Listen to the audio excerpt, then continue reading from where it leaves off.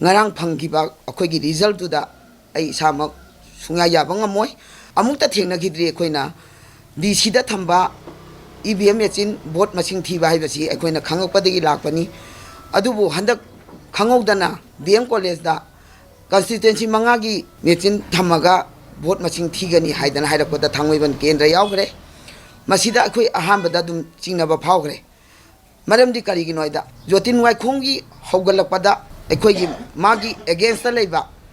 party ki ticket pibagi matangdagi hona akhoi yamna nungai jadaba leigre madugi laman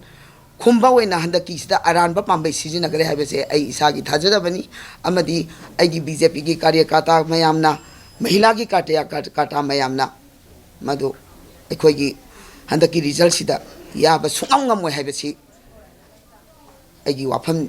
हम हौजी आइगी Mota open vote तौना सेबा BJP का JDU का open vote तौना से मधु भाव अखोगी string हौजी अखोगी थौना हंदे हंदकी election की रिजल्ट से अखोई याबंगा मोय करी तौरगा अखोई ओपन भोट तौसिगे हाइजिने अखोई पामबैबो